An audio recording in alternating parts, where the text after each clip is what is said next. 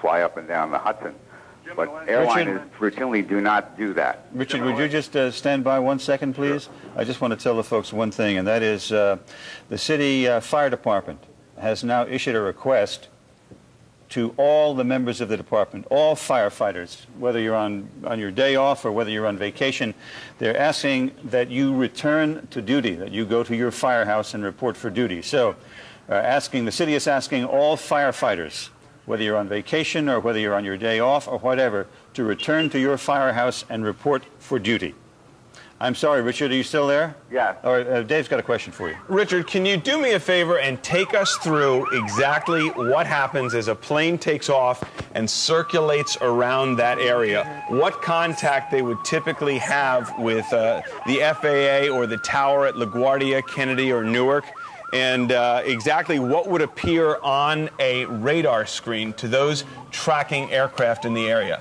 Well, let's say if you were taking off in a relatively small plane, say a twin-engine plane or a private aircraft, and you were coming in from the south, which apparently these came from.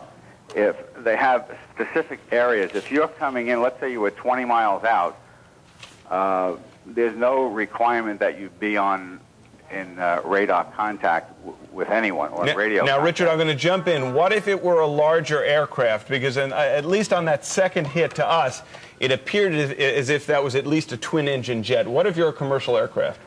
Even a commercial aircraft is not required to always be on an instrument flight plan. They could take off what they call VFR flight rules, come up the New Jersey coast, and when they got within, say, 10 miles of New York City, they'd have to drop down below 1,600 feet.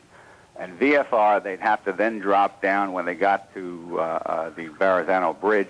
They'd have to be below 1,100 feet. My question is this. Would folks who are manning a tower, would personnel at the airports early on or relatively early on spot something alarming, that something that big was below a certain altitude or near one of these skyscrapers? No, they wouldn't. If they came up from the south and they came up below those altitudes, even if they had their altitude reporting on, since they're below the level of where they control the airplanes, they wouldn't pay it any attention. They wouldn't have to, and normally it's not done. And realize that this is an extraordinary circumstance where apparently these planes appear to have been hijacked in some way or taken the control over them, and it basically must have been a suicide mission.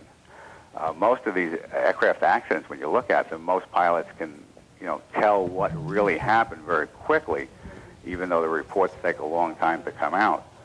But the controllers, let's say the controllers that are actually controlling the airline is Richard, I'm sorry, I have to interrupt you. I apologize to you, Richard, but we have another development. Thank you very much for your assistance. I appreciate it. Dick Oliver? Yes, Jim. Can you hear me? Yes, I can. Go ahead. Jim, I can tell you now that the police for the last several minutes have been evacuating all of lower Manhattan. I'm standing at the foot of City Hall Park, and I see people being screaming out of the lower Manhattan area. I'm looking down Broadway, and they're encouraged, move, please, please move. And they're moving them north towards the up Broadway and towards the Brooklyn Bridge. So virtually all of lower Manhattan is being evacuated at this time. All people except for emergency personnel are being asked to leave the area. Oliver, that may tie in with another, I must emphasize, unconfirmed report that we have that there is yet another plane on its way. So, Lord knows we hope that is not the case, but we do have an unconfirmed report that another plane might be on its way. We have an eyewitness from our own staff. Hi, kid, how you doing? Hi, Jim. I was in my apartment. I live on the 36th floor at 59th Street in Columbus, and I have a clear view of downtown, and I can see the towers. And I was in my living room. I was getting dressed to rush in here, and I saw one tower. It had all the smoke. And then I saw another plane that was really close, and it went behind, and you can see it doing a turn. It was turning its wings, and it went around, and then I saw it go into the other tower, and I saw a big pool of flames just come out, and there was a big explosion. I didn't hear anything, because I'm I'm at 59th Street, but you could see it. And there were flames, and there was so much smoke, and you can see that it was an entire different building. But I saw it. It was a different plane. So two different planes. Absolutely. Now, when you left your building, you went downstairs to come in here. What kind of a reaction did you encounter on the streets? Were people aware of it? Were people frightened by it?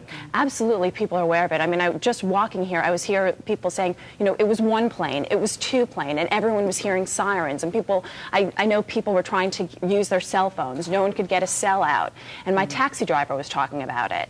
And he had the radio up, and he was, when we would stop, he would put his window down and tell the other guy. So everybody knows about it, I think, at this point, and they're talking about it. Deb, we just got word that from the Associated Press that it's pretty sure now that one of those planes, the first one to hit, was hijacked after takeoff from Boston.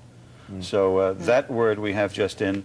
The first plane that hit the World Trade Center, the North Tower, was hijacked en route from Boston, and presumably that's a commercial jet, and there were people on board as well. So this is nothing but a terrible tragedy. I'm sorry for interrupting you, Deb.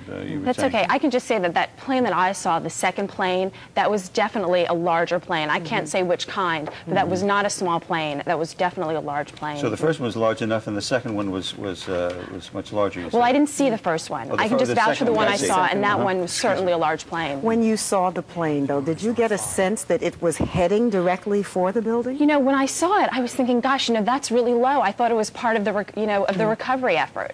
And then I saw it, you know, make a turn, and I was wondering what it would be doing, but then I saw it come around and hit the other side, and then huge flames, huge flames. Deb, I'm going to have to interrupt you, I'm afraid, but the dimensions of this catastrophe are growing. We are told now that this is not quite confirmed yet, but we are told fairly reliably that a plane has crashed into the Pentagon in Washington. So not only have we had a terrible catastrophe here in New York, where planes crashed into both towers of the World Trade Center, but we are told now that a plane has crashed into the military complex in Washington, the Pentagon, which of course houses the nerve center of all the military operations of this country. So a 1, 2, 3 attack on the United States apparently today. 2 here in New York and 1 in Washington at the Pentagon. There you see a live picture from Washington. We would have to guess that that smoke is emanating from the Pentagon in the background. So the military nerve center of this country has been attacked by terrorists. And because of that, we are told that the White House has now been evacuated. Explosions at the World Trade Center here in New York, where 2 planes slammed into the buildings. I would imagine. Okay, that's the picture in Washington. So now we can say with certainty that there have been at least 3 attacks on visible symbols of our country. 2 here in New York and 1 in Washington. You're looking at 2 different views of the World Trade Center, where planes, first one tower and then another plane, a larger plane, into the other tower, crashed just before and after 9 o'clock. And then just moments ago, a 3rd plane crashed into the Pentagon, which, as you know, houses the nerve center of our military might. And that certainly is an unprecedented attack upon this country. One would presume by suicidal terrorists, and I imagine we will find out soon enough who staged this attack and what will be done about it.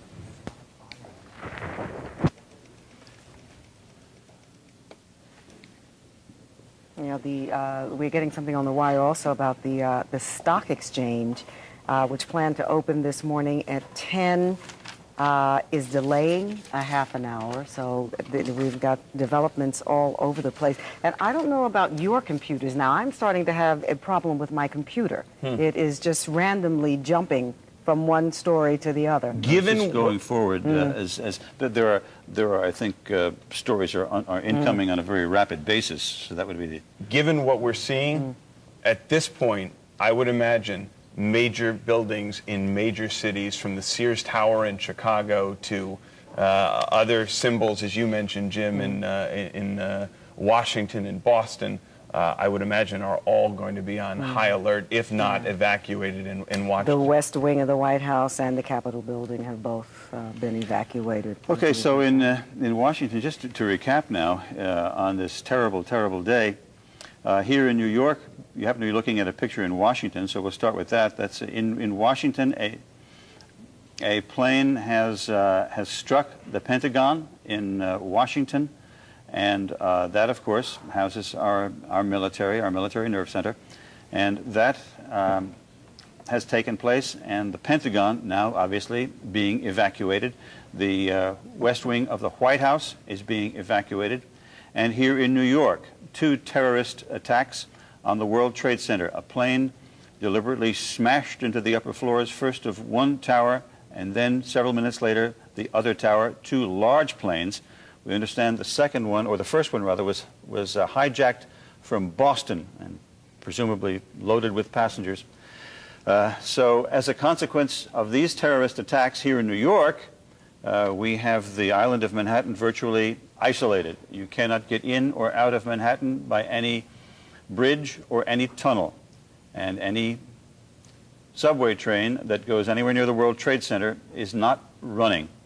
All right, Dick Oliver was fairly close to the scene when it happened. He was reporting on what is now an afterthought to this day, the primary election, down at City Hall when the blasts took place. Ollie?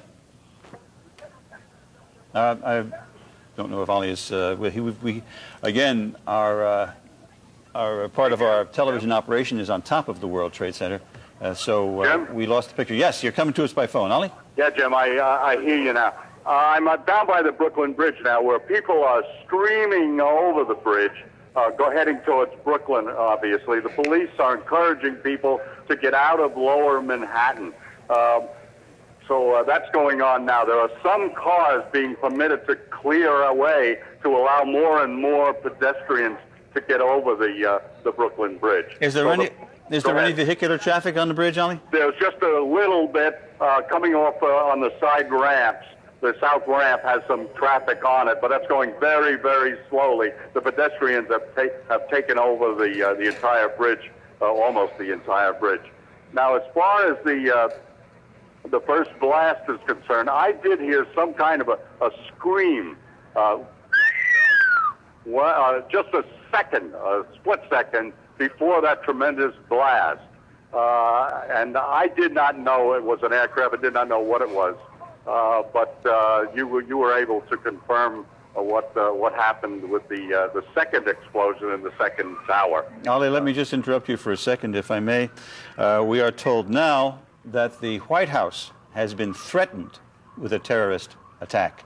Maybe some sort of a verbal threat, I don't know, but one would assume that the White House, given the fact that the Pentagon was under attack and these World Trade Center was under attack, this country is under attack by terrorists, both here in New York and in Washington.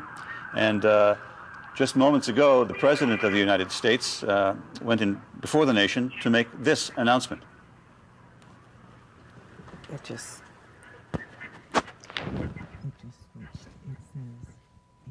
I understand we're going to rerun the bite of the President.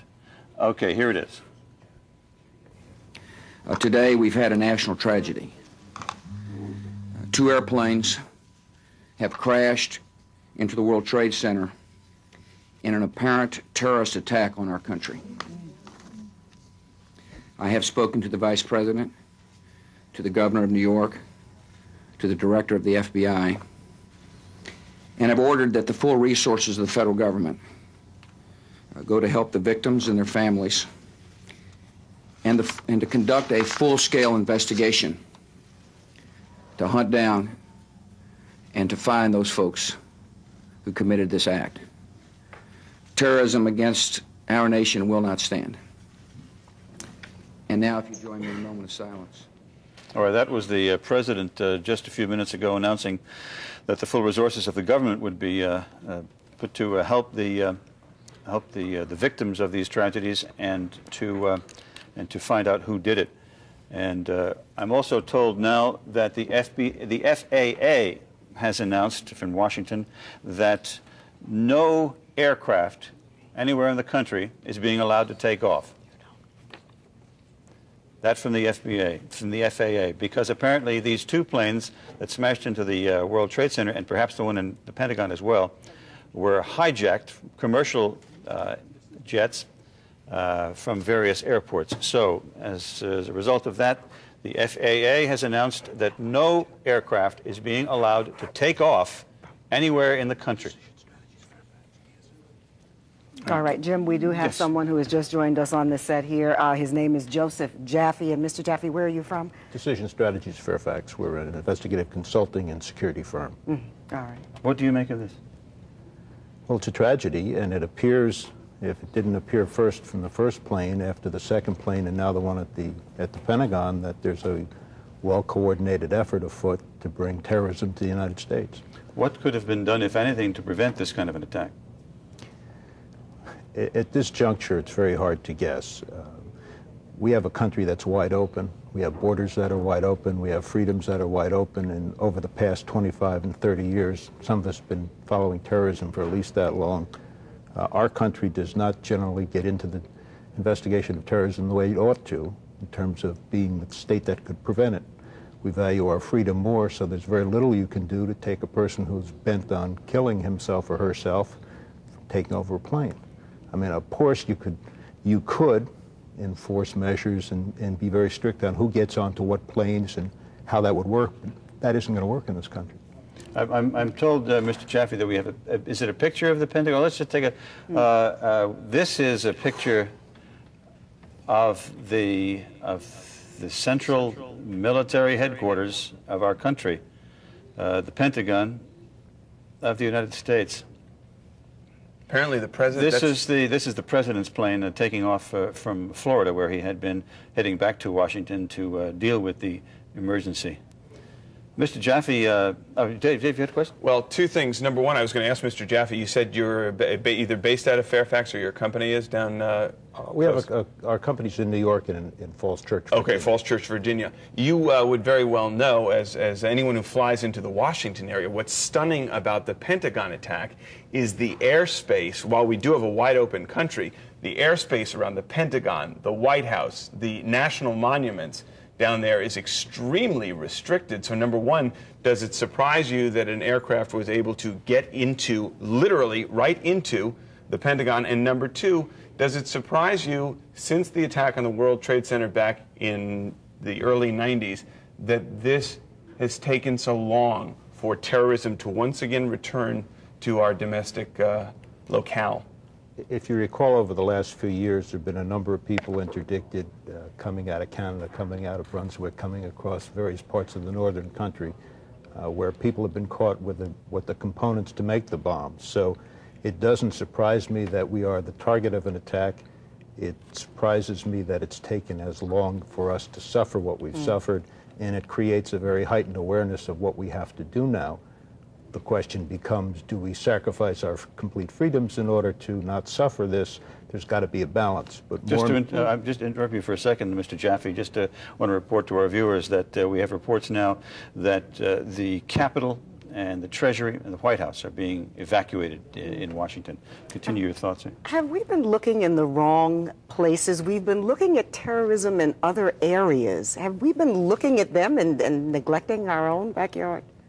You could surmise that.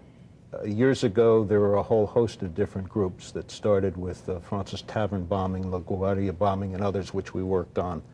And then there was a very complete effort, at least in New York City and other places, to penetrate those organizations.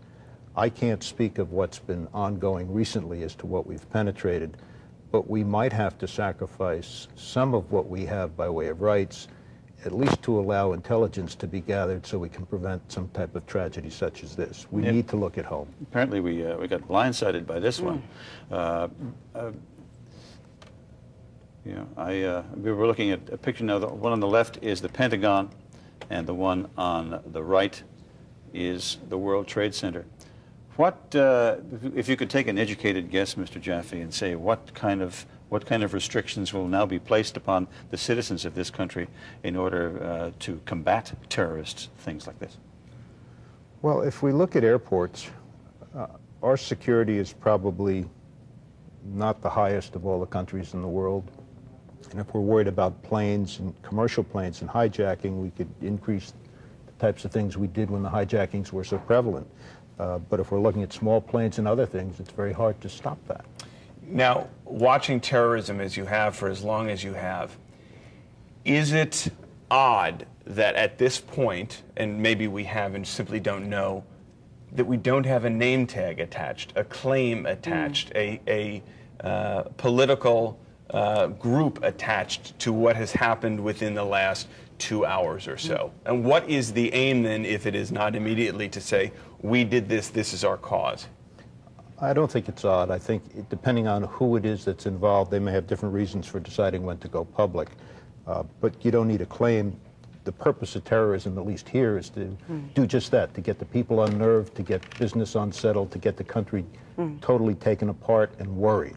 And to that extent, right now, that appears successful. The city is worried. We are a nation right now worried. The FAA has shut down all airplane traffic nationwide. We are paralyzed as a nation right now. I mean, of course, people can get in their cars and drive, but no one can fly, and I'm surprised that we haven't heard anything about the railways.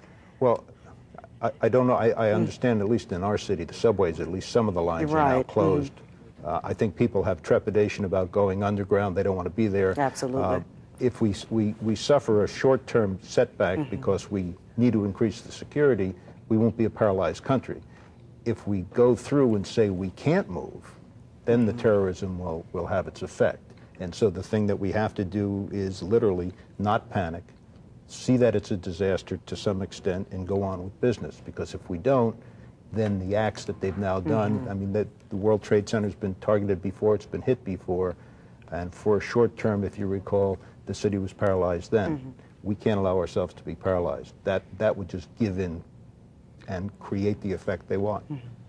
They've hit the Pentagon. The White House is being evacuated. I would assume that most structures of any moment and most tunnels of any moment in any place. Take a look at that, if you would, Mr. Jaffe. That's the live picture of the Pentagon having been hit by an attack.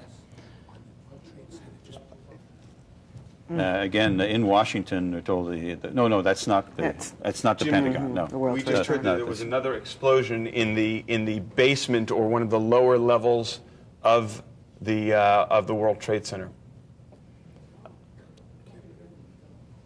Well, that would it would seem from that picture that you're right there, Dave, because we see. From the bottom. We don't know if that's anything that's fallout from the planes striking doing. Yeah. News coverage event. Could be as a consequence of perhaps something falling from, but it certainly looks like an awful lot of smoke to be. And we are now, for the first time, beginning to get some pictures of people in the streets. Yeah, this is our area. This is our live picture from the scene. Now we saw earlier the smoke. It's considerably less black than it was a few minutes ago, indicating that they're making some progress in putting those flames out. But now there seems to be a lot of smoke coming from the lower portion of the World Trade Center. And again, we had a report. A new black smoke. We had a report indicating that there was an explosion on the lower floors now.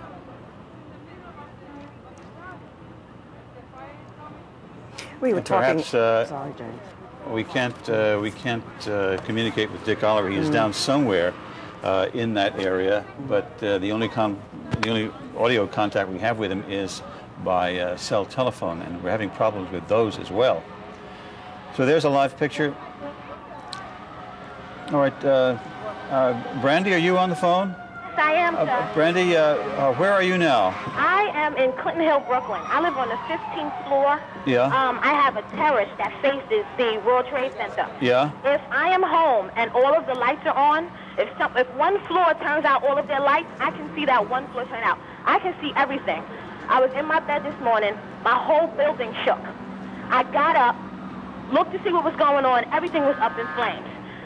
10 minutes later, not literally, the other plane, I swear to you, deliberately went into the next World Trade Center building. Deliberately. It was no mistake about it. It deliberately went in there. I have a clear view of everything. Just 2 seconds ago, half of the building just fell out. There's nothing but white smoke. I can no longer see the World Trade Center now. It's all up in smoke. The smoke is on my terrace. That's how close I am. My mom is coughing because the smoke is on my terrace. And you're across the bay in Brooklyn. I'm across the bay in Brooklyn. I can see everything. We're in Clinton Hill, Brooklyn. This is the scariest thing that I've ever seen in my entire life. It was like television. Now, you said it seemed as if the side had fallen off the building? The side of the building has fallen out. It seemed like there was another explosion. I heard something go boom, and everything just like fell out. Is that a third explosion now? I don't know if it was the third explosion or was it from the fire. The fire. No, you saw you heard the first explosion, and you saw the second plane go in. I saw the second plane go in, and it was actual deliberate. There is no way as a pilot that you would not drive around that smoke. Brandy, after you saw that second plane hit deliberately, as you say, the side of the World Trade Center, then you heard a third explosion? Then I heard, not necessarily a third explosion, just 10 minutes ago, like a whole side of the building just fell out. I see. And I could hear like the rumble, the crash of all the windows coming down. So that could indicate some sort of a weakness, the right. structure now, of the building weakened. I can't even see the World Trade Center building. It's too much covered with smoke. It's too much covered with smoke. I see. Well, I mean, the smoke is coming on my terrace. That's how much smoke it is. I see. Brandy, thank you very much. I'm sure it was a harrowing experience for you, so thank you for sharing your experiences with us. I appreciate it. Mr. Jaffe, your firm again is? Decision Strategies, Fairfax. Decision Strategies. As we look at a picture of the smoke coming from the Pentagon building in Washington, we now head into perhaps a new era in this country as far as protection against terrorist activity is concerned. Do you think that's a fair statement? I think we're going to have a very heightened awareness. I think we have to in terms of protecting the things that are basic to us. I think we have to be careful, though, not to overdo it to the point that we wind up compromising completely what we've come to expect. If we overreact and take away the basic liberties we need, we'll have a problem. On the other hand, we can be very, very concerned, very concise, and do what we need to do and still be respectful of what the country stands for. But the most important piece, I think. Okay, I'm sorry for interrupting you all the time, but what we heard from Brandy just a few minutes ago apparently has now been confirmed that a portion of the side of the World Trade Center has indeed collapsed. Now, whether that's just the outer wall or whether that goes right into the offices, I don't know. But you're looking at a live picture there, and smoke is emanating from the entire building. And we had Brandy on the phone just a short time ago from Brooklyn, and she said that she heard some sort of, she didn't know whether it was an explosion or not, but certainly a very loud sound, and then the side of the building, she said, just gave way. And you see all the smoke. Now, she says from her vantage point in Brooklyn, all she can see is smoke. Brandy, are you still with us by any chance? Yeah, apparently she's we're joined by Rosanna Scotto. Good morning, Rosanna. Morning, Jim. You know, we knew we were going to have a big day today with the primaries. That has obviously taken a back seat right now. What we are hearing is the Board of Elections are meeting right now to determine whether to call off the primary today.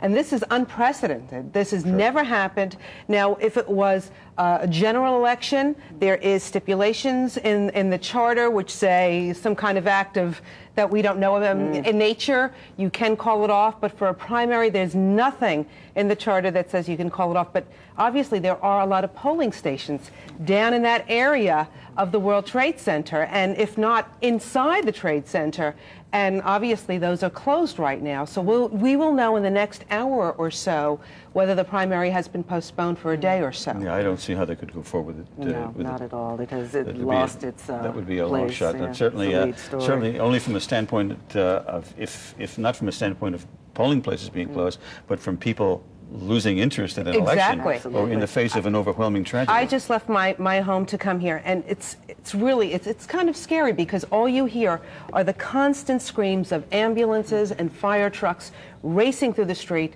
anybody, you know, I was walking trying to get to a bus or a taxi or anything to get here, and all anybody could talk about was, what's going on? Do you have any information? It is the talk of the town right now, and rightly so. My husband, as you know, works down near the World Trade Center. He called me a little after 9 o'clock this morning. He had just gotten into his building. He was walking up the steps and he heard a loud bang. He said it felt like an earthquake. And all of a sudden, he said it looked like confetti coming from the sky. Now, he's a few blocks away. And he didn't know what it was. He went up into his office. He has a clear view of the World Trade Center from there. And he claims he saw either people falling out of the building or jumping out of the building this morning.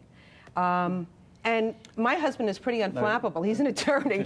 He was shaken up this morning. Excuse me 1 second, Rosanna, because I think we're about to see a picture of, this is a few moments ago. Watch this. This is the side of the building just collapsing. There you see. There you see. Now, whether that is the result of just further weakening of the structure of the building, or whether that's yet another terrorist attack, I don't know. I would imagine the former, that the building structure just weakens to the point where the wall, no longer able to sustain the weight, just caved. But that was the east side of the north tower of the World Trade Center caving in. And just a few moments ago, we had a woman named Brandy on the phone, and she told us it was another loud roar, and she told us also, this is, Kai, can you hear me? Kai, tell us what we're looking at here. These are fighter jets, one would presume, to prevent any further attacks by planes. If they see any plane coming now, it better not be an innocent commercial flight, because I should imagine those fighter jets are up there to intercept and shoot down any plane that comes their way. No, I think everything has been grounded. That's by right. All the airports so, across the country have been closed. And I heard that right now they're inspecting, and really inspecting, Air Force One, because it's been around this morning, and before the president gets on it, they want to make sure that it's a safe plane to get on. Okay. Okay. This is Chopper 5 to Corporon and Wolf. Corporon and Wolf. The studio's requesting exact locations from you guys. They want to know where you are. Kai, can you hear me? Kai Simonson? We're getting audio from Kai, but apparently he cannot hear me. If somebody can tell him to tell us what he sees from his vantage point and what's going on up in the air there, we'd appreciate it. Yeah. This is Chopper 5 to Corporon and Wolf. Corporon and Wolf. What are your locations? All right. He's talking to the assignment folks here at Channel 5, trying to set up some sort of contact. So apparently we can hear him, but he cannot hear us. So we have no way to tell him to talk to us. Well, a lot of our communication stuff is on top of the World Trade Center. Yes. Yep. So I imagine all TV stations, all cell phones, all that stuff that we rely on every day are, you know, a big problem right now. There's some of the folks standing on the ground wondering what to make of all this. Again, shortly before 9 o'clock this morning, the first of 3 terrorist attacks on this country, 2 here in New York, 1 in Washington. A plane slammed into the upper floors of the North Tower of the World Trade Center, and then a few minutes later, another plane, pretty large planes as well. You sit here and you look at this, and Just one second. Go right ahead, that second explosion took place when the second plane went in. Then a third explosion took place at the Pentagon, and now there are unconfirmed reports that a fourth explosion, the second at the Pentagon, has also taken place. So we're flying by the seat of our pants here, trying to keep up with this terrible terrorist activity. I'm sorry, I interrupted you. Not at all, James. I'm just saying, you sit here and you look at this, and as journalists, you are not supposed to inject any of your personal feelings. But I'm sitting here, I'm looking at this, and I'm mad as hell. I really am. I am so angry that something like this could take place in our country. Disrupt our lives, yeah. Well, I think it's also frightening. I mean, let's face it, we're journalists, but we also live in this city. Thank you. We have children that we're raising in this city, so we have concerns just like everybody else, and we want to keep this place safe. And who would think in our lifetime that we would see something like this? Yeah. Should we have been aware of this, Mr. Jaffe? Should we have been some inkling? Because apparently we got blindsided here. I would think, and the government has various motives, and each of the various pieces of the government have other intelligence sources, but I would hope that we would be on top of some of this. And in years past, sometimes we weren't, sometimes we weren't, but at least we had an inkling. It seems to me one of the things we have to do is to increase our intelligence gathering faculties domestically as well as overseas, especially domestically. And that may frighten some people because they don't want to have their rights compromised. On the other hand, we have to give up something in order to be safe. To the extent that they've accomplished our becoming fearful and you becoming angry, they've created a situation we have to rectify, and we have to do it quickly. Do you think the FBI is going to come under a lot of fire for letting something like this slip? This obviously seems like a well-planned attack on New York and Washington, and we don't know. Allow me to interrupt you, please. This is Rick Leventhal with Fox News Channel. The smoke is obviously cleared somewhat. Ma'am, she's with DCPI. Can you talk to us for just a second? Bring us up to speed. Obviously, people have their hands full out here. It's not easy getting anyone to talk. Hey, Rick. Yeah, tell me where you were. What happened? What did you see? What did you hear? First, I went on Canal Street. I saw the fire. I saw the two buildings. I'm thinking it was a bomb because it's two of them. Anyway, when I got there, I tried to save people because I'm a doctor. When I tried to save people, the moment we heard a big explosion coming down, everything just went black. Everything came down, glass started popping. People got hurt. Stuff went on top of them. And it was a big explosion, and everything got dark, real dark, like snow. You can see behind me, oh, this is not snow, this is all from the building. It was a terrible nightmare. Where exactly were you standing when this happened? I was standing right in front of the World Trade Center. So you were down the block here? And right you came there in the running this middle, way? right, yeah. Did you get hurt at all? No, not me. Did you see anyone around you getting caught up in it? Yeah, I was with the firemen. We got hurt. We all went inside to this dark. We was inside the building when everything happened, but we came out alive. What's your name? My name is Dr. Angel. Were you able to assist anyone before this happened? Yes, I did. I help a lot of patients. A lot of them. Well, there are a lot more people that need help now. Need help, so yeah. if you're capable, maybe you should... yes, I'm going to go back. I lost my ID, but I try to go back. Yeah. All right. Well, thanks a lot for talking to us. Thanks. Can you talk to us for a second? Jesus, just... Huh? I saw a trade start down.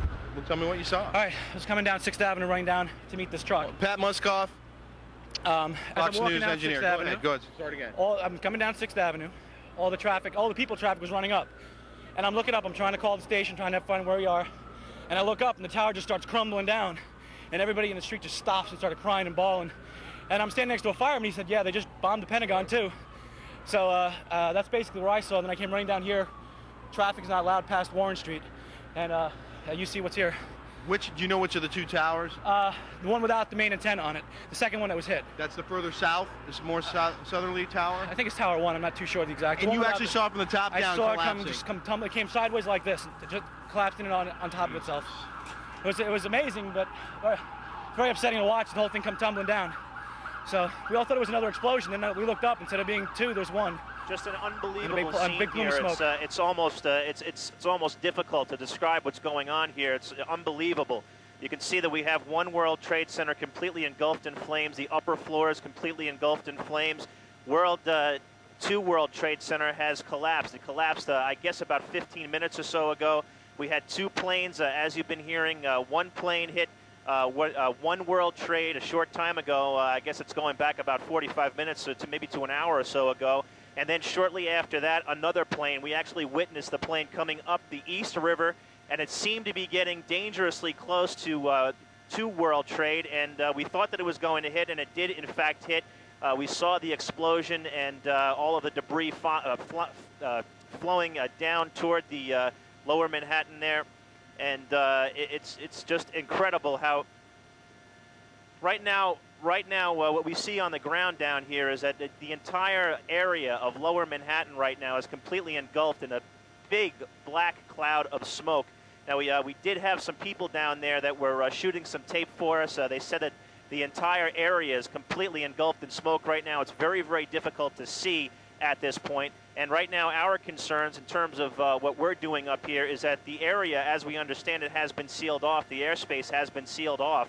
So they are not allowing people to come in and out of the airspace at this point. We are able to stay here right now, but no commercial traffic is being allowed to exit or enter the airspace right now. And we did hear some reports that there were hundreds of people. We did hear reports that there were hundreds of people, if not more, on the ground that were injured. There are obviously numerous casualties involved in all of this. Now, in terms of flying right now, our concern right now is just basically keep an eye out for any planes, any suspicious planes that enter the airspace. Right now, by definition, any plane that we see enter the airspace, if it's not an American fighter jet, which we have seen, or if it's not a news helicopter or a police helicopter, is suspicious at this point, and we need to get out of their way. 77th floor in One World Trade. You were in the building? Yes. We did not see the debris hit anything specific on the ground because we are being kept at a distance right now. We're being kept at 3-4 miles away. Actually, I'm being told now by my pilot we're being kept at a minimum of 5 mile radius of the World Trade Center. That is for our own safety and also for the safety of the people on the ground. The debris, it's very, very difficult to determine which way the debris fell. It may have fallen toward the east, but I'm really not sure at this point which way the building collapsed. It was very difficult to see. It kind of erupted in a big cloud of dust and smoke at this point, so it was very difficult to see which way the debris fell, but it did appear that it may have fallen over toward the east side of the island. You can see it's an incredible scene here. It's almost the entire southern tip of Manhattan completely engulfed in smoke at this point. And we are told that it is virtually impossible to see down there. I can only imagine what emergency crews are going through at this point, not being able to see, trying to fight a fire. Right now, it's just kind of a moot point. Basically, I would think that right now the priority is just to preserve life at this point. The fire continues to burn at the top of One World Trade. 2 World Trade, as I told you a little bit earlier, collapsed, and it appeared as though it was collapsing over toward the east side of the island, but that has not been confirmed. I can't be sure of that completely. But just an incredible scene out here. It's really almost difficult to describe.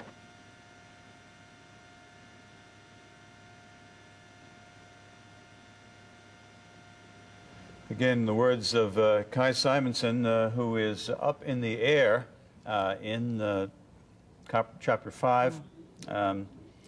He was up in the air with his camera focused on the building when the second plane rammed into the World Trade Center, and it must have been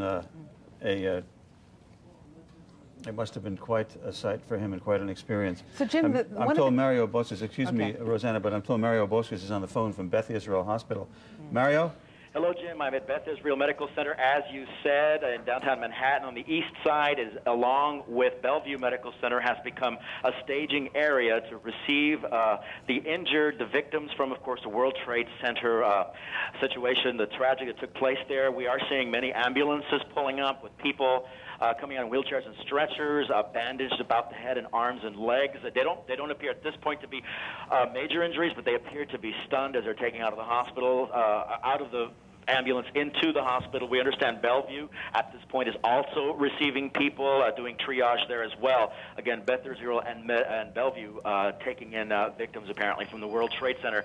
In addition, Jim, people on the streets, I can tell you, along First Avenue walking around totally stunned. The TV sets in some shops are turned on loud, pointed out toward the streets as people come out of their apartments to watch these developments as they unfold. But again, at Beth Israel, they have many ambulances that are standing by to go to the area. We also understand Beekman Hospital is where many of the injured. I was running my way there to try to get coverage there when I stopped at Beth Israel to get the situation here. And as you might imagine, medical personnel are running around the area preparing to take in more victims. I'm sure they will. By the way, I should tell the viewers, Mario, that you're looking at the picture on Fox News Channel. They have a reporter on the ground. Perhaps we could listen to that interview. It's in the World Financial Center. Right across the street. World Financial Center is right across the street from the Marriott Hotel. And when we were walking by, you look at the Marriott Hotel, I don't even think it's there anymore. So, well. I don't know what else to ask you. I mean, it's just an incredible story. This is horrible. It's an absolute shame. Do you think you know people who were on the floors that were hit? You just pray when they evacuated people. Unfortunately, they evacuated people both sides of the World Financial Center. I don't know if if you're talking talking about the other side. We were by the water, by the ferries and Morans in that area. You just hope the people on the other side, they've actually evacuated them out, and that's the fear, I guess, with this building here. You just see the fire like 20 stories. You worry about the building giving out, and it did. How far away from the building were you when it collapsed? I was right by where the people get on for the ferry, right next to Morans, to the right of Morans. So 10 blocks, yeah, 20 blocks? 10 blocks away. And then there was a decent crowd, and that's when everyone just dispersed. All right. Thanks for talking to us. Thank you. I appreciate it. What's your name? All right, Rick Leventhal. Where are you from? With Fox News Channel. As Rick Leventhal continues to report from the streets of Manhattan, as this devastation occurs and continues to unfold, and you can see on the right-hand side of your screen, there is only one. Can they hear? There you're listening to the Fox News Channel, their coverage of the catastrophe. But I must say, and I hate to say this, but we had eyewitness reports earlier on that the World Trade Center being 110 stories high, there were people who were falling from the windows and who were jumping. Let's listen to this interview from Rick Leventhal. We thought the building was going to topple over. It was going so. Well, one of them did. One of them did. We were in town one. We made it out. Well, you're a lucky man. Thank you very much.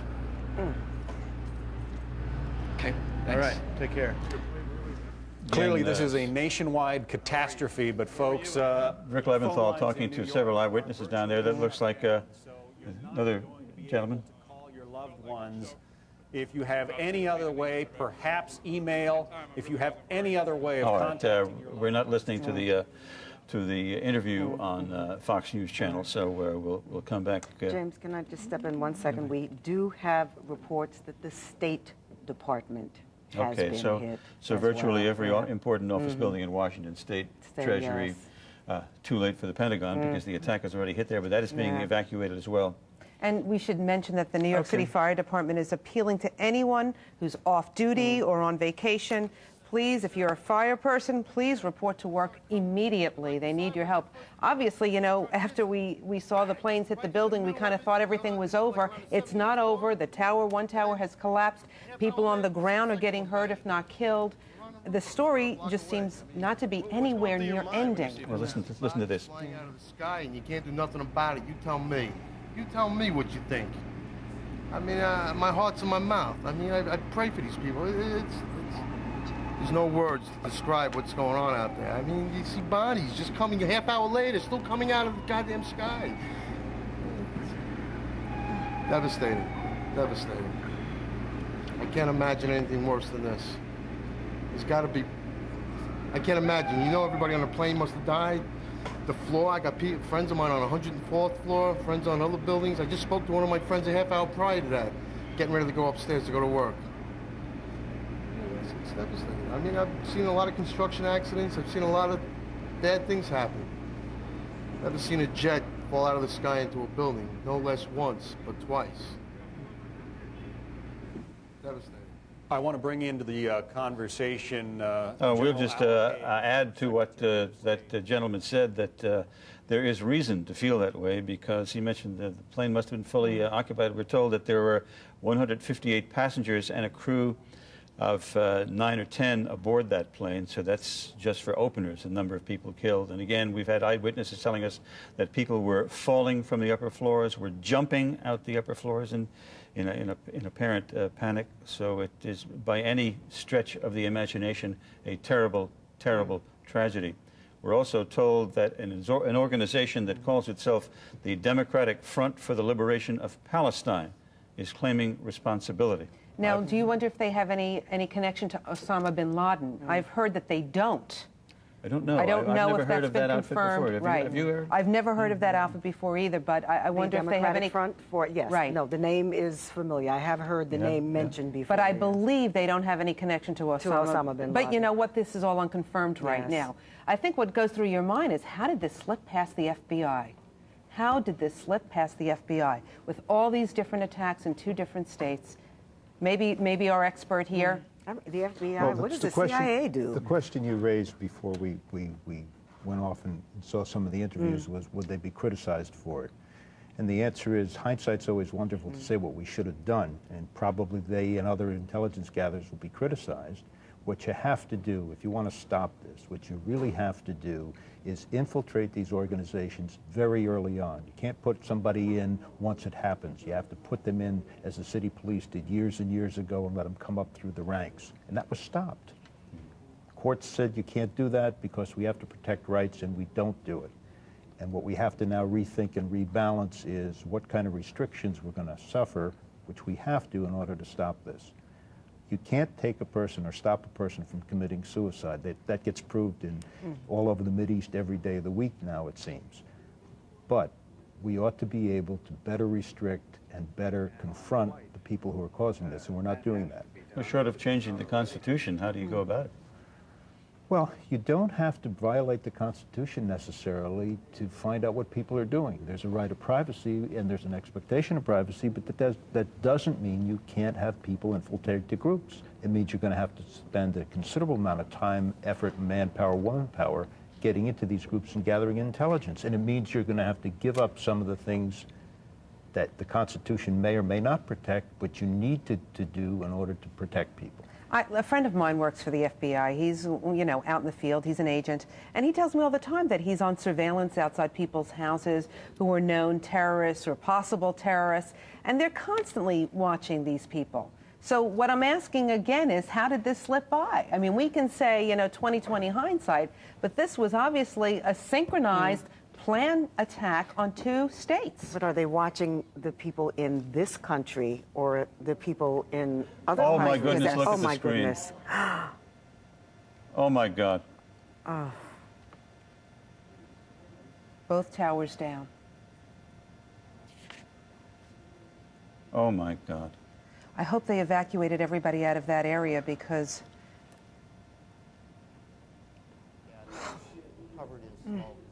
World's history, the smoke and debris from this collapse undoubtedly causing yet more mayhem, more death, more destruction. As the smoke and debris spread through the streets. You're hearing unedited live sounds from the scene of that crash.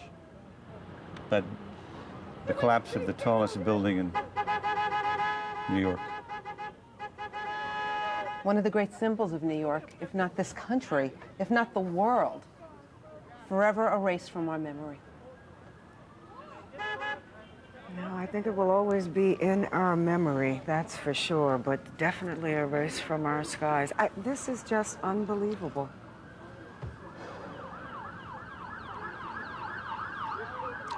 A live picture from Chopper 5 showing the collapse of the World Trade Center.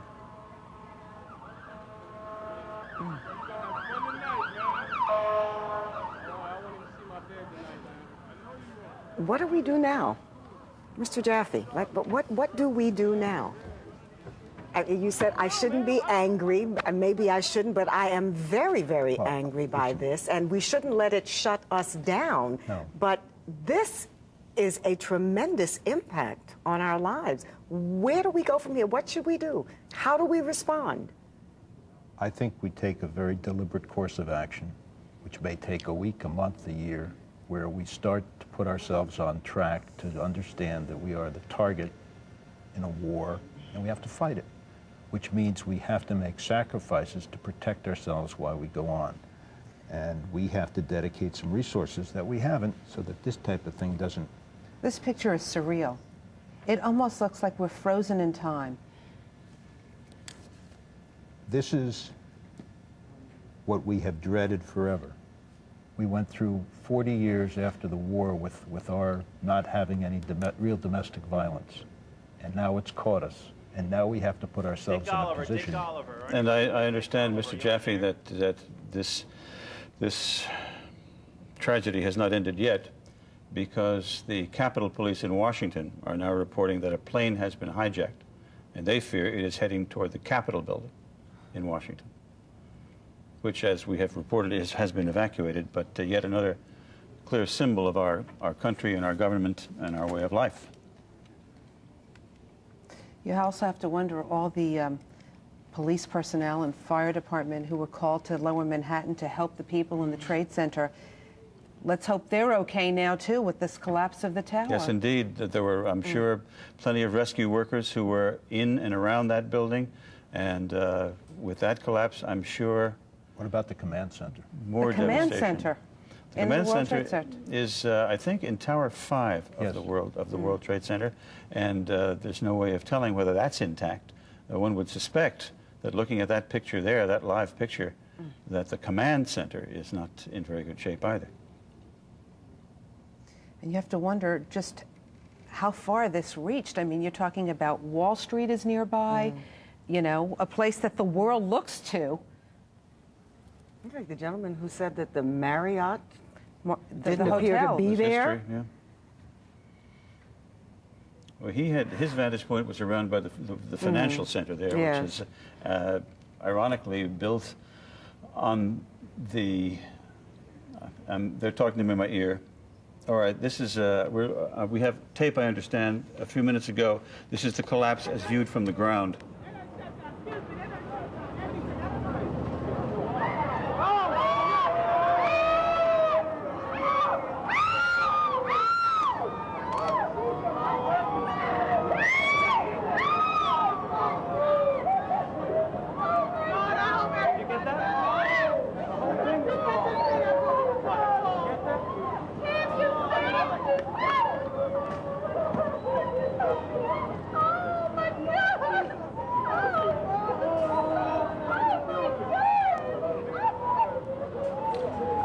That picture just a few moments ago, you heard the people reacting in terror and horror as the World Trade Center simply collapsed. And apparently it is not over. Again, to repeat, we have a report from the Capitol Police that another plane has been hijacked, and they are afraid that that plane is heading for the Capitol building, which along with any other important building in Washington has been evacuated. And just to tell you, if you're outside the island of Manhattan, don't try to come in today. There's no way you can get in, and people are streaming out as quickly as possible. Well, I believe bridges and tunnels have all been closed, and certainly any subway station that goes to the World Trade Center. Does that mean, as well, I would guess that anybody who is in Manhattan now will be walking, if they can. Yeah, Dick Oliver reported from near the Brooklyn Bridge before that that people were streaming across the bridge toward Brooklyn, but nobody coming back in. I'm surprised that the Brooklyn Bridge has not been closed. I think. Well, maybe to pedestrians, you know. I'm sure that they closed the Midtown Tunnel and they closed the other bridges across the East River, and of course the Hudson River crossings as well. And again, to repeat, there is no plane taking off in America today as a consequence of this unbelievable terrorist act. Mario Bosques has gone to Beth Israel Hospital downtown. Mario, are you there? All right, Mario, at Beth Israel Hospital downtown, where some of the victims of this terrible tragedy are being taken. You would imagine that, my goodness, the carnage must be unbelievable. Deaths may number in the thousands. I mean, the World Trade Center is the largest office building in this city, simply collapsed. You fear to even make an attempt at defining the enormity of this tragedy. I mean, not only the people in the tower, the people on the ground now you have to be concerned about. Sure, as you mentioned before, rescue workers there when the building collapsed some time after the initial crash. And I know my husband, who was like a few blocks away from there, was told around 9:15 to evacuate. I hope he got the heck out of there and came home on his way home. Rosanna, your colleague in the evening, John Rowland, is down in the newsroom right now talking about what's happening in Washington. John? Yes, good afternoon, Jim. Trying to drink all of this in as you are. The enormity of this, of course, is beyond anybody in this business in this entire city. We've never in our lives seen anything even remotely approaching this. The latest information we have out of Washington from the State Department is that is being evacuated, the White House being evacuated. The Pentagon, of course, has already been attacked, as you've already been reporting. And there is word now that there is another hijacked plane possibly on its way to Washington. What the target there is, obviously we don't know, and we don't know what's being done to prevent any other sort of attack like that, other than every plane in the United States has been grounded. As you've been reporting, there are no planes allowed to take off. Virtually, we are at a standstill in this country right now, thanks to this terrorism attack. Both towers, the World Trade Center, both of them collapsed. God knows how many people were killed or injured then.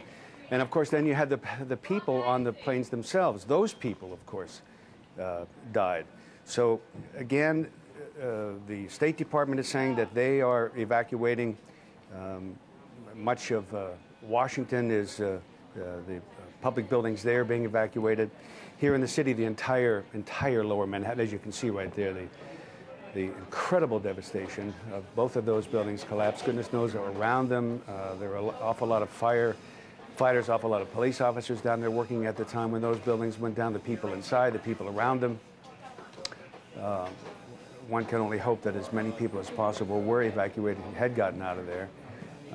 We've been trying to find out exactly what's going on with the city personnel who were in the command center down at the World Trade Center. There's a command center down there, and we don't really know what's happened to that, as far as I've been told. If anybody in the building who is on my IFB who knows any more information about that or sees any more, please tell me, because that's a very important part of this entire effort, to try to coordinate life-saving and efforts to get people out of there. And we don't exactly know what's going on in that department, other than an awful lot of people are risking their lives right at this moment to try to save others. But as you can imagine, that's like a war zone down there. You'd have to be prepared with oxygen and everything else to be able to see through that, to get through that, to get people out of there. One of our field producers is at NYU Medical, and there was some type of explosion. She can't confirm. NYU Medical Center, yes, there's been an explosion? Said, she and our reporter have debris on them. That's all I know, and the phone, she hung up. She's going to try to call the information. So we have another report now of another, not an airplane, just some kind of a bomb went off at NYU Medical Center. So whatever is going on here is very, very coordinated. We would ask you and urge you, stay home, stay calm, don't panic, don't worry about anything. You're in the hands of the best life-saving, the police department, the firefighters in the city, best in the world. So a plane, we're told now that a plane went down in Pennsylvania, but we don't know anything much more than that a plane went down in Pennsylvania. We don't know where, and we don't know exactly what happened on that. But we will keep checking. As you can imagine, the news is flooding into us, and we're trying to get out to you best we can, bits and pieces. But again, I would just urge you, stay calm. All right, John, let me interrupt you if I may, because yes, we have a further development. We're told now that from people in Washington that the Pentagon has undergone a partial collapse. As we've been telling you, the Pentagon was the third location struck by terrorists. And we understand that the Pentagon has collapsed at least partially. Mike Emanuel, are you there? Yes, I am. What can you tell us about this latest development? It's just been a crazy day here in Washington. I mean, it's one of those days where you run in one direction, hearing news breaking in one area, and then it seems like something's happening in a different area. We can tell you that apparently a jet has crashed into the Pentagon. Personnel in that immediate area have been evacuated. There have been some reports that possibly another plane may be heading in that direction. Again, it's breaking news, so things have been details have been kind of sketchy. But we can tell you the United States Capitol has been evacuated. The West Wing of the White House has been evacuated. There are reports of a possible car bombing outside the State Department here in Washington D.C. So it's been a wild news day here in the nation's capital, as it has been in your city. And so emergency crews are scrambling everywhere. And we can tell you veterans of Washington, D.C. have said for the first time they can ever remember they've seen military planes flying over Washington, D.C., patrolling the skies after the Pentagon was hit. Eyewitnesses saying that they believe it was a U.S. Airways plane that came in low over the city, hitting a portion of the Pentagon. We have not gotten any numbers in terms of injured or possible fatalities, but we will get you those as soon as possible. But simply a crazy day here in Washington, as it has been in New York. Mike, do you know anything about a report that we have here in New York that, according to the Capitol Police, a hijacked plane is en route to Washington now? We've heard that report as well, and then we've also heard people saying that that is not so, that that's an erroneous report. We're trying to get to the bottom of it, but as you can understand with a situation like this, there's all kinds of information flowing around. It's kind of hard to confirm what is absolutely accurate and what is not. We can tell you we've heard that, and we're checking it out. We also heard that the Pentagon building itself at least partially collapsed. Do you know anything about that? We've heard that as well, that perhaps the southern portion of the Pentagon, part of that has come down. Have not got numbers in terms of who may have been injured or killed, but we can tell you it's an unbelievable scene here in Washington, something that none of us ever thought we would see, as I'm sure people in your city never imagined to see either. We can say the same thing here, John. Mike, that's for sure. Again, first, the World Trade Center, one tower was hit by a plane, then another tower hit by a plane.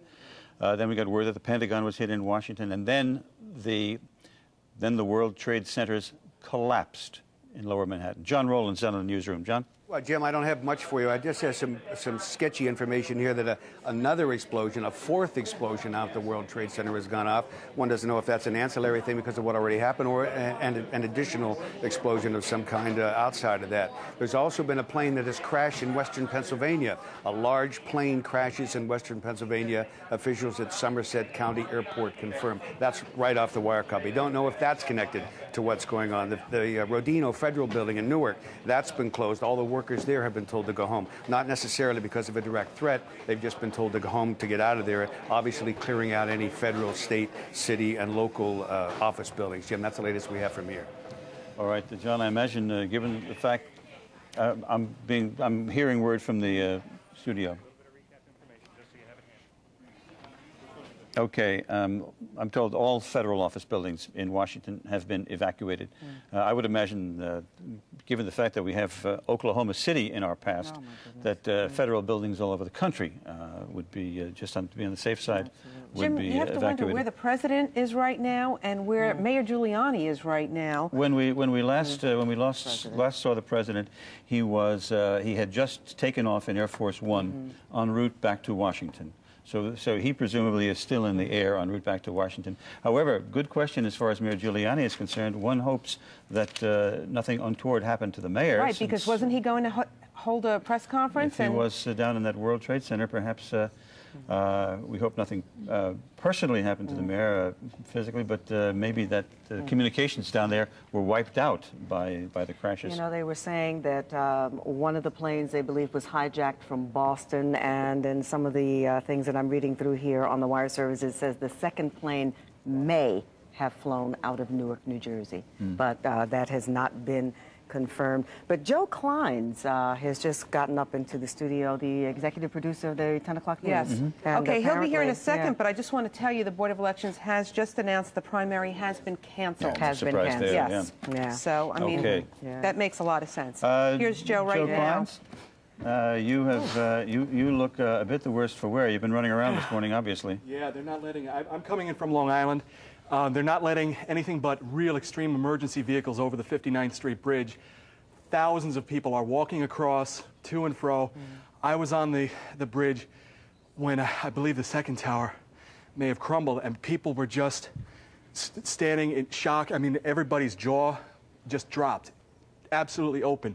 There's, New York, everybody has to go someplace, and people are going places, but everybody has a dazed look on their face. It's amazing because, if you walk, we're near 2nd Avenue here on the Upper East Side. You look down, it's many miles away, but people are still looking down the road, seeing this amazing, horrific display. Now, you were able to see it from the bridge, were you? I saw it right as somebody said, "Oh my God!" There was a second, apparently the second tower. I was in the car listening on the radio when the first tower crumbled. It's just, it's amazing, and everybody's just, you can't put it into words. Shock, horror, this really, instantly people are looking at it and know that this is, we're never going to be the same after something like this. It's curious how you even got here. There's a parking garage at Queens Plaza that I often use. The traffic was very heavy. I ditched there and then I ran across the bridge. And a lot of people are running and, just coming back and forth. It really is an amazing sight. All right, Joe, just 1 second, please. We're going to go back to Washington now, where Fox reporter Mike Emanuel has an update for us there. Mike? Yes, Jim, I can tell you that it's a U.S. Air 737 that crashed into the Pentagon earlier this morning. Much of the Pentagon has now been evacuated. There are still some personnel in the basement of the Pentagon in a bunker-type facility, and basically it is designed to stand in it through an attack, but we can confirm that it was a U.S. Air 737 which crashed into the Pentagon here in Washington earlier this morning, and there are fire crews from all over the greater metropolitan Washington area fighting the fire in that area. I can tell you I'm a good distance from there. I can see smoke coming from that building. But I am not actually at the Pentagon to tell you exactly how bad the fire is, but it looks like it's pretty sizable at this point. So these are not little Lear jets we're talking about. We're talking about big, huge commercial jets. You're absolutely correct. It sounds similar to the situation that you guys had in New York, a commercial jet possibly hijacked or possibly vandalized, so it ended up crashing and hitting the area around the Pentagon. We do not have numbers in terms of injuries or possible fatalities, but we are able to confirm that it was indeed a commercial 737 U.S. Air, we are told by officials on the scene, that crashed into the Pentagon this morning. But Pentagon officials the National Command Center at the Pentagon is still working. The rest of the building, though, has been evacuated, and we're understanding a lot of the damage is to the outer ring of the Pentagon. And some of our people on the scene say it doesn't seem to be severe, but there does seem to be a pretty good fire going, at least on the outside of the Pentagon. Yeah, we're looking at your live picture right now, Mike, and that would seem to underscore that comment, because we see huge clouds of smoke billowing out of the Pentagon building. Indeed. Thank you, Mike, very much. Sure. Joe Kleins, back to you. When you saw the collapse of the building, were there people around you, and if so, what was the reaction on the part of the crowd? They were, because there were a bunch of people who were on the bridge, standing and watching, and when they saw it, they said, "Oh my God!" The whole building just went over. Because at that point beforehand, you couldn't really tell what had happened to the first tower, because there's just so much smoke that you just see smoke and one tower, and then all you saw was smoke after that. Smoke over all of Lower Manhattan, enveloping all of the financial district, going over the East River. And, as I was driving in, I was hearing reports of people saying papers were flying over Brooklyn. This is an hour ago. So I can imagine what, this tremendous calamity. But people, the parking garage where I parked in Queens, it's at Queens Plaza. It provides, usually a lovely view of the World Trade Center. People, just dozens and dozens of people were running upstairs as I was running downstairs to try to get a view of this. I was running downstairs to the subway. Subway is a little bit of a chaotic mess. Most of the trains are not running into Manhattan right now. And so you got a lot of people on the platforms wondering what's going on. People are trying to make calls from payphones and they're not getting through. Cell phones aren't working. Did you try yours? I saw a lot of people on cell phones. I mean, I think it's very hit or miss. Oh, it's very hit or miss. Some people were talking intently. Everybody's talking about this. I mean, nobody's... I mean, New Yorkers were a tough bunch, but even this has brought the city almost to a standstill, if not a standstill. Sure. I mean, we're on the Upper East Side, as I was saying before, but there are people, I mean, yes, they're walking with shopping bags and stuff, but there's, everybody's kind of, just a daze. A daze, yeah. absolutely. That's the best way to put it. Nobody knows quite what to make of this. And look at the symbolism of this whole attack on primary day. A very, very important day in our country. Sure. And they attack some of the most important symbols in our country, the World Trade Center, the Pentagon. At least in our city and locally anyway. But Barbara Nevins from UPN 9, our sister station, I don't think Barbara can hear me, but go ahead, Barbara. Tell us what you can see from your point. I've been down here since a little after 9 o'clock, and every time I thought it could not get worse, it has. I was very close to the World Trade Center, right underneath the North Tower at Barclay in Washington. You could see debris falling from it like sparkles. People were in the windows waving white flags trying to get out, and then suddenly people started to jump. The jumpers began a little after 9:30 and continued way up until 10 o'clock. At about 10 o'clock there was a man about 5 stories from the top of the building waving a white flag from the corner on the west side of the building. A helicopter came close, and then suddenly police officers I was standing with said, "Run, run, the building is collapsing." Actually, I don't know if the helicopter bombed the building at that point or crashed into it, if that was a third attack. However, parts of the building, big chunks of the building began to collapse. Everybody ran back from the street. We were just 1 block north of the World Trade Tower at that point. We moved back. ran back. People were running, people were crying, people were saying that their friends were trapped in the building. We're back now at about Chambers and Greenwich Streets, and suddenly more people start jumping. There were at least 5, 6 bodies just jumping, and people were gasping in the crowd saying, please, please, please. They did want to see these people jump. They did want them to jump. Others were saying, what can they do? It's a choice between burning alive and jumping. It was really, truly one of the most horrible things that I have ever seen. We started to move back. We walked 10 blocks, and then suddenly, big North Tower seemed to rumble. We looked back. There was white smoke and sparkles, and the building was collapsing. People in the streets were running. We had been right there, right under the building. This is really, truly one of the most horrible things that I have ever seen. Back to you in the studio. We'll be here all day trying to report, to tell you what's been going on. Barbara Evans-Taylor from UPN 9 News, our sister station, reporting the devastation that she saw from her vantage point. Joe? Jim, getting back to what Rosanna was saying, the World Trade Center, everybody in this city knows somebody who works there. That's right. And many of those people who were involved in this calamity today were there in 1993 when the terrorists tried to take down the towers. You know, in some way, you think maybe that attack gave people a false sense of security, knowing that at that time those 2 towers stayed. But also, would they ever strike it again? I mean, to go back again and To hit the the World same Trade place. Center. Well, let's ask our expert about that. Does that surprise you that they would choose the same target again, Joe? No. I mean, they did it then. They did it to make a point, and now they've made their point. They've destroyed it completely.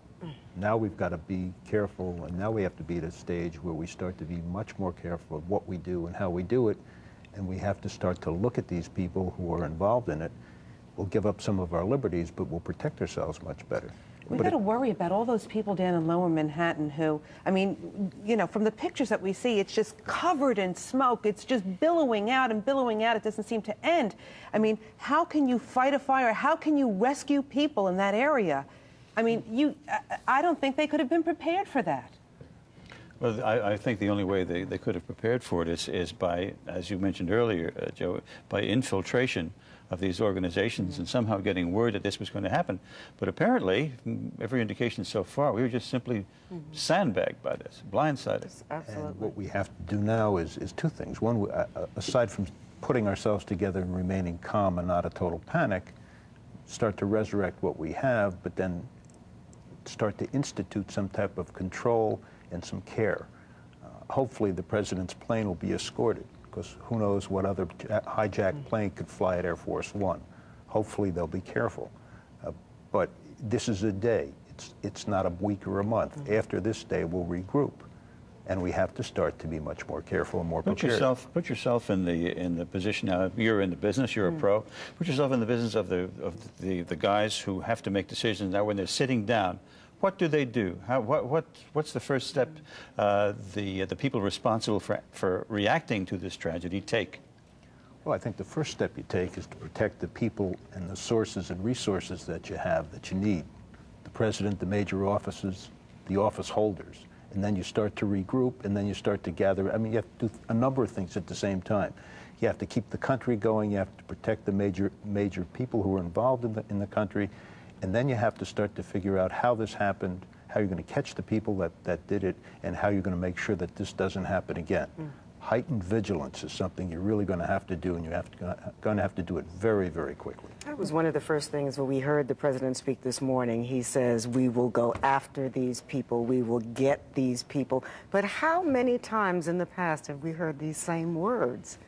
Well, we've heard them, and they have, in fact, identified people who've been responsible for major problems, whether it's the World Trade Center bombing in '93, whether it's the coal incident. We know who's involved. That will get them. I think that message tells the country, don't worry, we're going to have a heightened effect. But I think it's much more important, or equally important, to say to the country, we will go forward, we will keep ourselves intact, we will not be immobilized by this. The financial district's immobilized, as Joe said, because of what's happened there. It'll get cleaned up and it'll go forward again. That's the more important thing. You have to do all those things at once. Would you say we are officially at war now? No, that's not for me to say. I think we are officially now initiated in domestic violence in the United States apparently from outside sources or inside sources in a way we never believed was possible before, in a way that people said could happen and we said no, it wouldn't. And while we had skirmishes in World War II and we had submarine incidents in World War II and we had sabotage in World War II, from that time to the present, notwithstanding the World Trade Center incident in '93, we never really had devastation. Today we're exposed to having real devastation. Primary day will never be the same again in this city, in this country. Lieutenant, I must say that one of the issues in the mayoral campaign was the security around City Hall, closing off City Hall to the public. And I must say I was one of the people who said that that's a terrible thing to do. I'm not sure anymore. It makes you, sit back and think. I have a question, though, for you, to Mr. Jaffe. You say we need to go in and infiltrate these organizations and get these people. And you sit back and you, even as a journalist myself, I have to say, you sit back, you watch coverage of a reporter getting in to interview the likes of Osama bin Laden, but the United States can't find him to get him. Right. That presents a real problem. I mean, you look at that and you say, well, what? I can't tell you I have the inside track on any of that, and it may well be that people know where he could be, and it may well be that the government's not in a position to react to that. There are a lot of things that interact, and reporters frequently can get sources. Raise a different issue, if you would. If you have the sources and you have the internal control, why don't you turn them over? Are you willing to turn them over? And that's a whole different issue, which we may, regrettably, have to start to rethink at this juncture. John Rowland is down in the newsroom. John? All right, thanks, Jim. Just a couple of things. Number one, and perhaps the very most important thing I'm going to say to you today, is that an awful lot of people need an awful lot of help, and that means blood. So if it's possible, if you're able to go to your nearest blood bank, do so. Go and donate blood. An awful lot of it is needed. Now, the nearest one in the neighborhood of Channel 5, where we are, is at 67th Street, right off of 2nd Avenue. We're going to try to get up a phone number for you for the different blood banks around. Perhaps there's an 800 number for all of them. Otherwise, we'll try to get as many ones as we can for you locally. So if you can, please donate blood. Number two, we said earlier there was an explosion at the NYU Medical Center. That turns out not to be true. There was not an explosion at the NYU Medical Center. Number three, the election is canceled for today for obvious reasons. There will be no primary today. That is canceled. No word on when it will be rescheduled. Yasser Arafat has condemned these attacks. We're told that he has come out just recently and condemned these attacks. Israel has evacuated all of her embassies around the world. All of Israel's embassies have been evacuated around the world. Back here in our country, a plane, possibly a 767, that's a large plane, has gone down in Pennsylvania, about 80 miles southeast of Pittsburgh. We don't know if that is related to what is going on. In Connecticut, all the state and government buildings there are being evacuated just as a precaution. We don't have any information out of Connecticut other than this is just being done as a precaution. In Newark, the same thing is happening. The Rodino government building there has been evacuated. Again, the primary has been called off. Yasser Arafat has condemned these attacks. Israel has evacuated all of her embassies around the world for now. That's the latest information, Jim, that we have for you from here. All right, John, you mentioned the importance of donating blood, and you mentioned that one of the blood centers was very close to us here in Channel 5, and we have in our studio right now Michael Washington from the Red Cross. Mike, good morning. Good morning. Now, you're just down the block from us here. First of all, if folks want to donate blood to help in the aftermath of this tragedy, what's the number to call? They should go and call 1-800-933-BLOOD, and that's presuming that the phone lines work. And I'm sure that the phone lines will be overwhelmed, so I would just ask everybody to be patient with the process. They can also go directly to a blood center. The nearest blood center, as mentioned before, is right here at 67th, just off of 2nd Avenue. Do you know a few other places? Maybe you can mention them so well, this way. The other places that are going to be open is at 150 Amsterdam Avenue, which is in the west side. We're also in the process of opening Columbia Presbyterian's Medical Center, which is at 168th and Broadway. And I believe we're in the process of also opening 53rd and Lex, which is in the City Court building. Mike, do you have any places outside the city, in Queens, Brooklyn? In Brooklyn, we have a facility in downtown Brooklyn at 120 Lawrence Street. And then we have facilities in New Jersey and also on Long Island. And if you go to the website, which is nybloodcenter.org, and you can find all of those locations. So nybloodcenter.org. Okay, Right. that's presuming that the internet's up. That's right. Haven't And heard any it word should on be that. known that right now we have a good fair amount of blood to handle this emergency. We've also been in contact with other agencies to assist us in bringing blood in from other locations. So we're in good shape. We don't by any means want to start a panic, but we would like everyone that can assist to assist. Any particular type of blood that's more necessary than others? People with O type and B would be the types that we would need the most at this particular moment. And if you have a cold and stuff, should you not even bother? Right. Or? If you have a cold, don't bother to donate. But otherwise, if you're healthy and you're between the ages of 18 and 65 or 17 and 65, please come down and donate.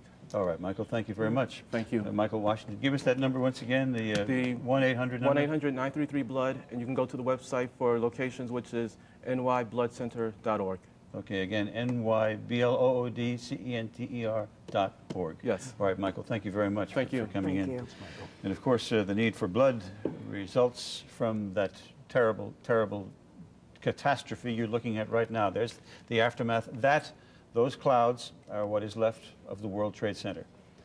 Just before 9 o'clock this morning, a plane crashed into the side of 2 World Trade Center. Then minutes later, another plane crashed into the other tower. There is a live picture of that. I'm sorry, there is a taped picture of that second plane crashing into the other tower of the World Trade Center. And then shortly after that, in Washington, another plane, all 3 of them hijacked apparently.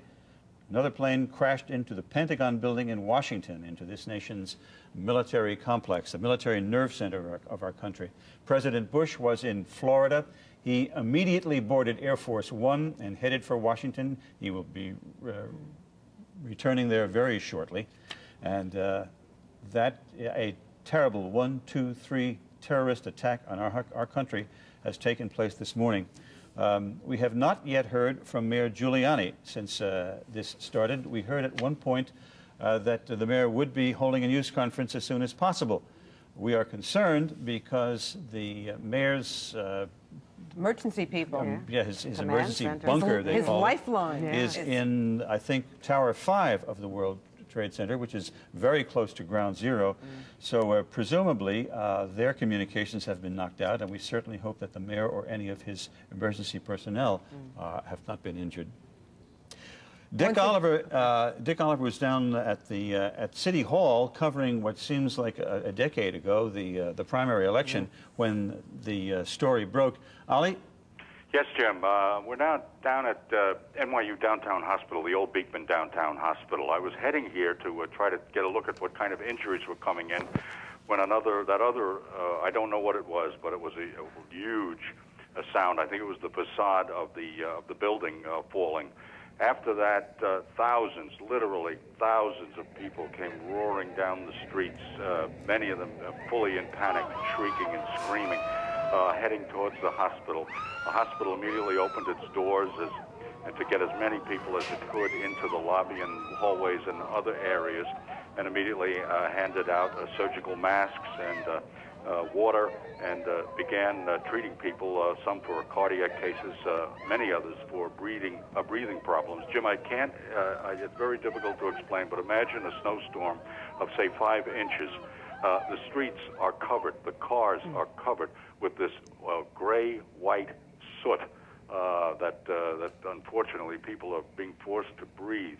It is severely affecting people here. As far as the trauma cases being brought here by ambulance, there are all kinds of cases ranging from broken bones to trauma to heart cases to cardiac cases to lung cases. The hospital is overwhelmed, but handling everyone who comes here. Do you have any questions at this point, Jim? I don't, Ollie. Just stay there. I know you're doing a yeoman's job down there, so thank you very much, and we'll get back to you very shortly. Right now, we're going to go to UPN 9's Barbara Nevins-Taylor, our sister station. She is reporting once again live from the scene. Barbara? Hi, this is Barbara Nevins Taylor. I'm at the corner of Broome and 6th Avenue. We're north of what were the World Trade Towers. We have seen them collapse. I'm here with Dawn Michaels. She was coming out of the subway, going to work from her home in Far Rockaway. She got out at Chambers Street. And Dawn, what did you see? Well, as I was walking down the street, I happened to hear like an engine sound, and the plane was like, as if it was going really fast, and I didn't think of anything, so I kept on walking. All of a sudden, you heard a loud explosion, so we all ran to look, and the first building was a big hole on the side of it, and on the other side went in flames. So we stood there in shock, everyone screaming. A woman collapsed on me. I had to lay her down on my textbooks, and then before you know it, out of nowhere, the next building blew up. And then all of a sudden, everyone's running all over the place, a panic attack.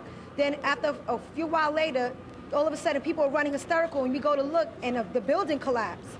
So we're running, and we're trying to run against... That's a long time later that the building collapsed. People have been running all morning. Yeah. That's the really shocking thing, is that people have been moving back from the World Trade Towers all morning. Just when you thought you might be safe, suddenly you were no longer safe because another portion of the building started to explode or fell off, and then the towers actually collapsed. You were also here very early in the